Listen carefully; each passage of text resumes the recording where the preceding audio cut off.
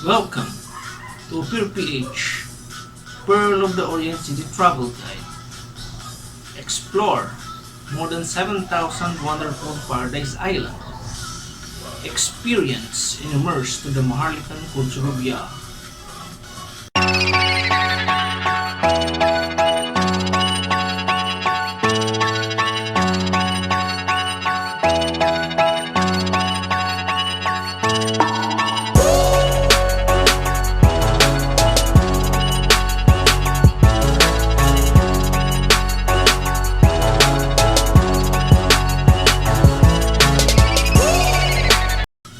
Aurora is a coastal province covering an area of 3,147.32 square kilometers in the east central of Luzon. To the north, it is bordered by the northern Sierra Madre Natural Park of Isabela. To the west, by the central range of Sierra Madre, which contains the Signan Protected Landscape and Aurora Memorial National Park. To the south, by the Umiray River, and to the east, by the Philippine Sea. San Ildefonso Peninsula lies in the province's northern portion between the Philippine Sea and Kasiguran.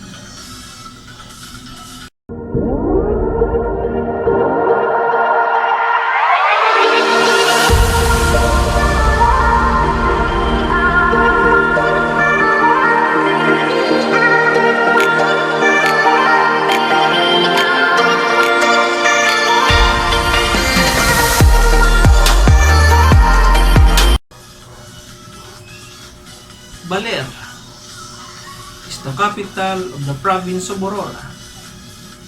It is situated in the east coast of Luzon, fronting the roaring waves of Pacific Ocean, enclosed by the mountains of Sierra Madre. The town's relative isolation has preserved much of its historical sites, cultural heritage, and traditions that are deeply rooted on its vibrant past.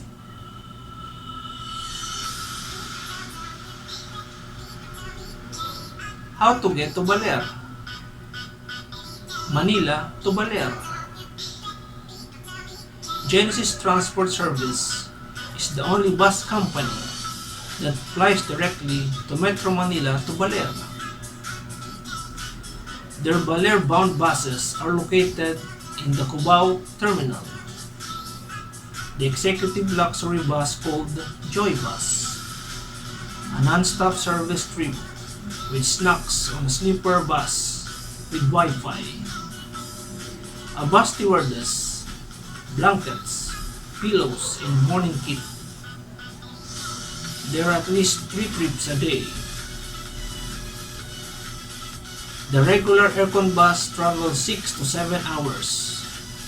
Bus fare is 450 pesos. Advance reservation is not necessary. Tricycle is the common mode of transportation in Baler. Minimum fare is 10 pesos. It is also the cheapest mode of transportation among the town.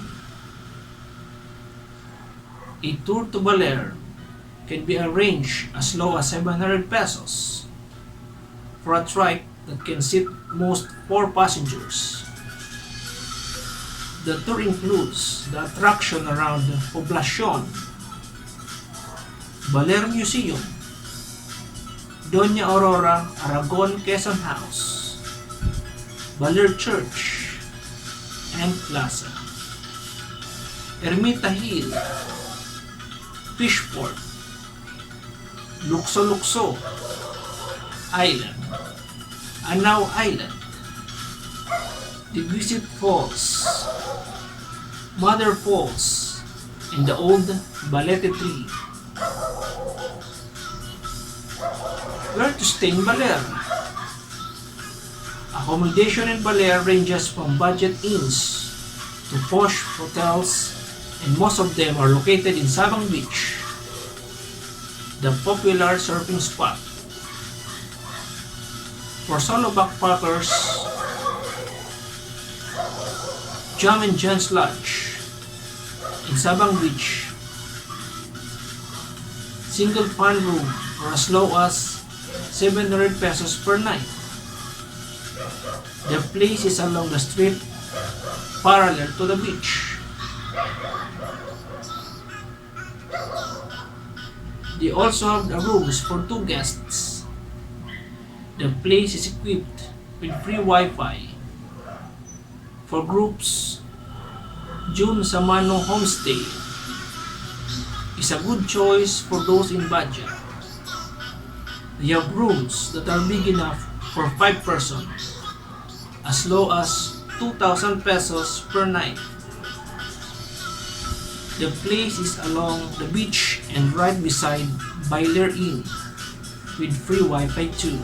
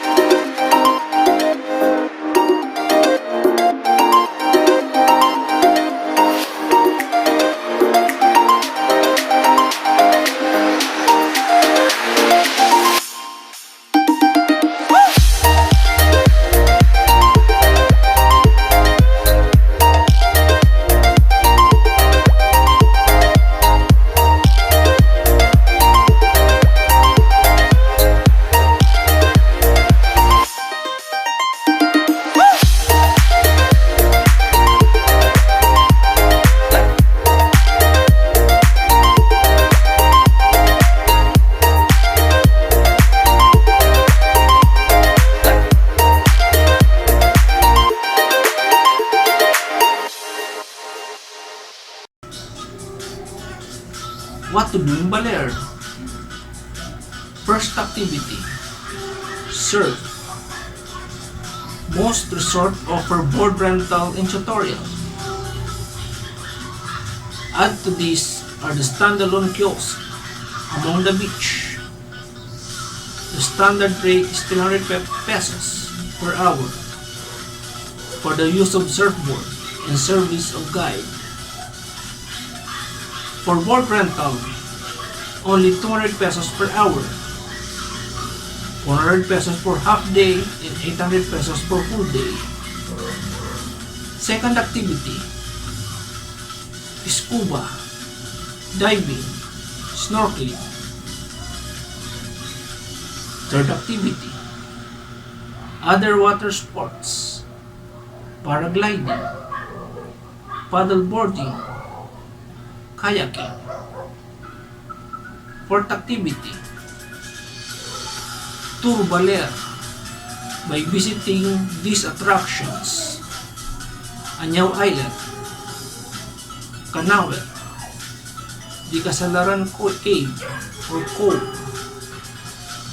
Mother de Tumbo Falls, Museo de Baler, Baler Church, Unayan Falls, Centuries Old Balete Tree. Fifth activity, try rappelling in Digit Falls. Sixth activity, explore the beaches, caves, waterfalls, and other attractions of the neighboring town in Dingalan, Di Kasalarin, Kasiguran, Ipakulao, San Luis, and Dilasag. Seventh activity,